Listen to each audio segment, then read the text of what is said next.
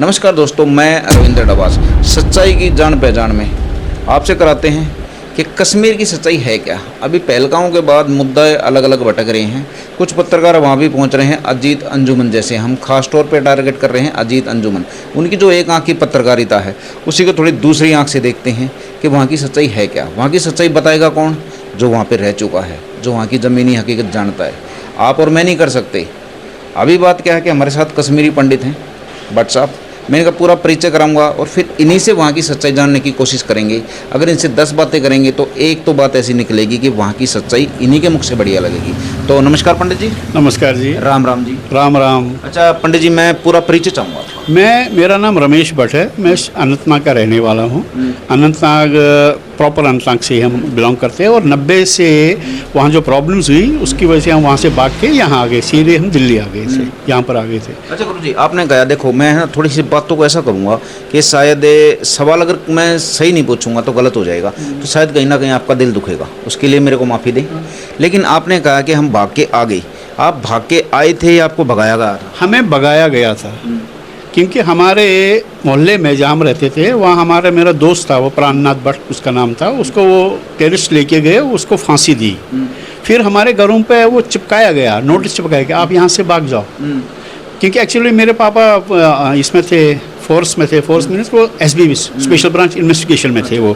तो हमें भी धमकियाँ मिली थी कि आप यहाँ से निकल जाओ। IB के लोग जितने भी थे, पुलिस के जितने भी लोग थे, उनको धमकियाँ मिलती है आप निकल जाओ। इस तरह से मैं बताऊँ आपको कि हमें, जब मैंने कहा कि हमें भगाया गया इस वजह से कि जब हमें चारों तरफ से हमें थ्रेटनिंग्स मिली है। हर एक जान तो हर एक को प्यारी है। हमने छोड़ दिया, लेकिन किसके लिए छोड़ दिया? हमने भारत माता के लिए छोड़ दिया। भारत माता के लिए हमने सारा छोड़, अपनी ज़मीन जायदाद सारा छोड़ दिया हमने भारत माता। सिर्फ एक नाम, भारत माता। अच्छा पंडित जी, एक बात बताओ, आप मान लीजिए वहाँ पे इस्लाम कबूल कर लेते, क्योंकि कंडीशन एक वो भी थी कि इस्लाम कबूल कर लो, तो शायद आपको छोड़ दिया जाता। आप रहते? बिल्कुल बिल्कुल। वो उनका एक स्लोगन था, वो कश्मीर में एक स्लोगन था। वो कहते हैं या हमारे साथ मिल जाओ, ठीक है, नहीं तो मर जाओ। उनके दो ही वर्डिंग थे, या तो हमारे साथ मिल जाओ या तो मर जाओ। अच्छा गुरु जी, यहाँ पे कुछ कड़ियाँ जुड़ रही हैं। मैं आपको सच्चाई बताऊंगा। दिल्ली की रोहिणी सेक्टर 11 में पाकिस्तानी कॉलोनी है, पाकिस्तानी हिंदुओं की, जो पाकिस्तान से भगाए हुए हैं। उनके पास भी सेम पैटर्न यही था कि या तो उस इस्लाम कबूल करो वरना आपको भगा देंगे। बिल्कुल same is the condition with us. Same is the condition with Pakistani Hindus. जो पाकिस्तान से लोग आए हुए हैं उनके साथ भी यही कंडीशन है, हमारे साथ भी यही कंडीशन हुआ। तो एक बताइए, पाकिस्तानी हिंदुओं के साथ जो हुआ और आपके साथ जो हुआ, तो कह सकते हैं इनके कहीं ना कहीं लिंक जुड़े हुए हैं। बिल्कुल जुड़े हुए हैं, क्योंकि हिंदू, उनका मतलब ही है हिंदुओं को मारना, भगाना। गजवे हिंद वो कह रहे हैं कि हम पूरे गजवे हिंद मीन्स के हमारे यहाँ सिर्फ मोमडन चाहिए और हिंदू चाहिए ही नहीं उनको। अच्छा, अभी मैं इसके आगे थोड़ा और चलूँगा। अभी पहलगांव की घटना हुई है, आपने शायद सुना भी होगा। पहलगांव की घटना हुई है, बड़ी दर्दनाक घटना हुई है। अब उसके बाद कुछ सफाई देने के लिए अलग तरह की सफाइयाँ चल रही हैं। वो कह रहे हैं वहाँ का जो सेना तो क्या कह रही है कि यहाँ का जो नागरिक है, कश्मीरी जो नागरिक है, वो सक्के घेरे में है। पकड़े गए हैं, कईयों के घर तोड़े गए हैं, जासूस पकड़े गए हैं वहाँ से। कश्मीरी मुसलमान है जो वहाँ का, जो कश्मीर में रहता है, अभी जो रह रहा है। लेकिन वहाँ कई न्यूज़ वाले या कई पार्टियों वाले अपने स्वार्थ के लिए या अपने कुछ एक आंख की पत्रकारिता के लिए वो कह रहे हैं कि कश्मीर इसमें शामिल नहीं है। तो मैं आपसे ना सिर्फ ये पूछूंगा, आपका जो वो टाइम था, जो वो दर्दनाक टाइम था, आपने एक निचोड़ निकाला होगा, क्या आपका कश्मीरी जो आपके पड़ोस में रहता था मुसलमान जी, या अब जो रह रहा है, वो कहीं ना कहीं इसमें शामिल था? बिल्कुल 100% उनकी इन्वॉल्वमेंट है। अब आप बताएंगे कैसे? अगर आप इस कॉलोनी में आए, आप किसी जान पहचान से आए, मेरे से मिले, किसी ने आपसे कहा यहाँ पर रमेश जी रहते हैं, ठीक है, तभी तो आप मेरे पास आए ना। इसी तरह जो बाहर से, पाकिस्तान से जो लोग आए हुए हैं, उनके मदद के बगैर वो कुछ नहीं हो सकता। वहाँ जो लोकल लोग हैं वही उनको बताते थे कौन कहाँ पर रहता है, कौन हिंदू घर कहाँ था, कौन कहाँ बैठता है, क्या करते हैं, सारी एक्टिविटीज़ उनको बताते थे। तभी तो कामयाब हुए हमला करने में। अच्छा, उनकी 100% इन्वॉल्वमेंट है इसमें, 100%।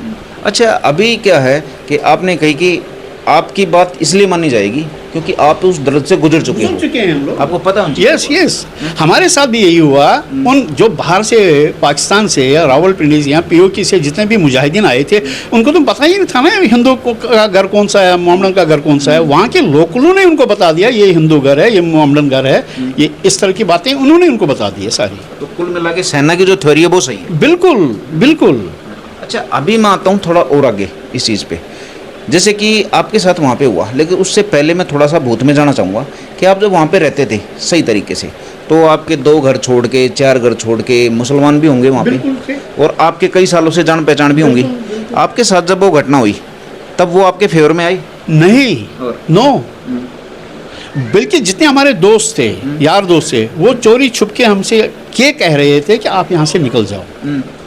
उन्होंने हमें, उनको पता था, उनको सब पता था, उनको सब, वो भी मजबूर थे। वो कहते हम कुछ कर नहीं सकते आपके लिए, कि हम यही आपको बता सकते हैं, आप अपनी जान बचाओ, यहाँ से निकल जाओ। उन्होंने सपोर्ट किया हमें भगाने में, मतलब जिंदा निकलने में उनका बहुत बड़ा हाथ था। अच्छा, कुछ जानकारियाँ छुपा रहे थे, कुछ बता रहे थे, कुल मिला के 50% बता रहे थे, 50% छुपा रहे थे, क्योंकि उनको भी अपनी जान का डर था। तो मतलब कि खड़े होके, सामने खड़े होके आपके सामने कोई नहीं आया? नहीं, कोई नहीं आया।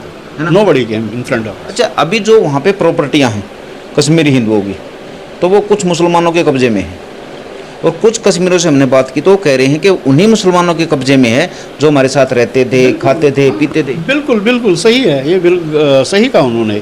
बहुत सारी प्रॉपर्टियाँ ऐसी है जो, मैं एक उदाहरण दे रहा हूँ आपको। मेरे चाचा, हमारी एक ज़मीन थी जिसमें पैडी बनती थी, दान की खेती होती थी।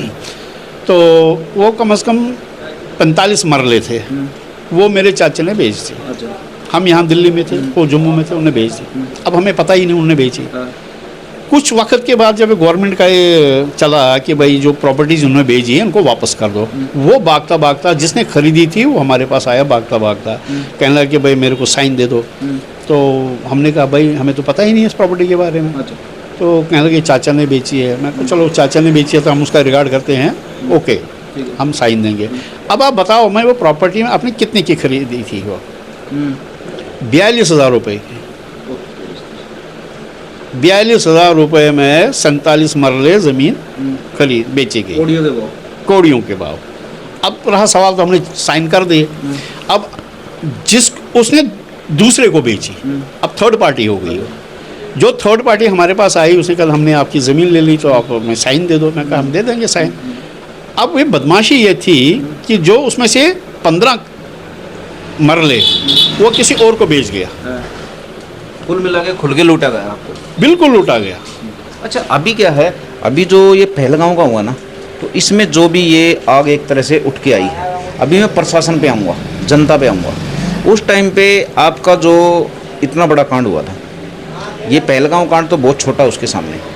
यही मैं कह रहा हूँ, अगर उस समय ये जो प्रेजेंट गवर्नमेंट है, मोदी जी की गवर्नमेंट है, अगर ये प्रेजेंट गवर्नमेंट उस समय होती, शायद हमारे साथ इतना बड़ा कांड नहीं होता, शायद। अच्छा, आपके साथ जो हुआ था, वो घटना हुई थी, उसका आज तक कोई एक्शन लिया गया? नहीं, जैसा पहलगांव में हुआ?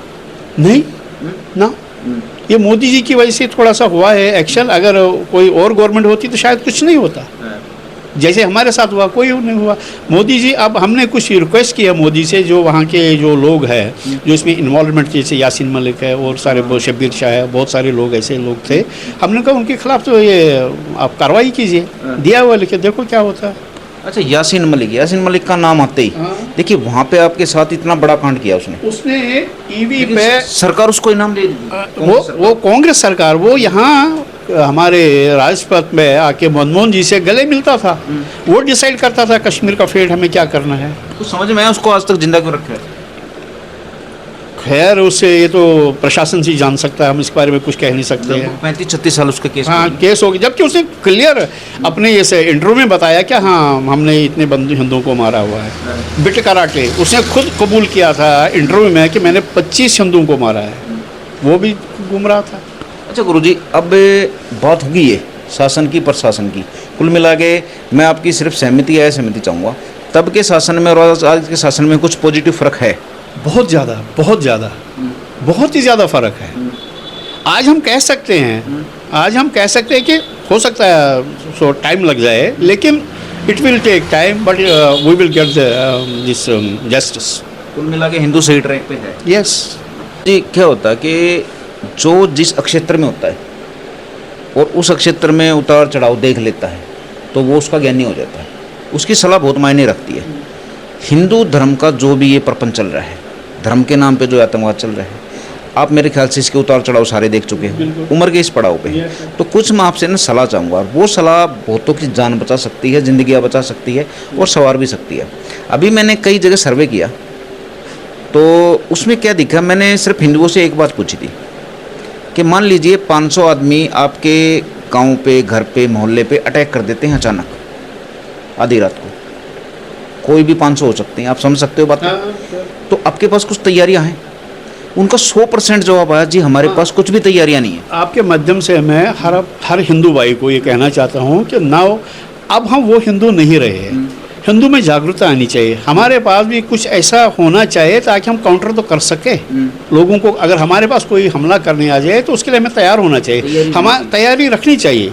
अब वो हिंदू नहीं है, मोदी जी ने हमें जगा दिया, हिंदू को जगाया उसने, लेकिन थोड़ा सा अभी कमी है।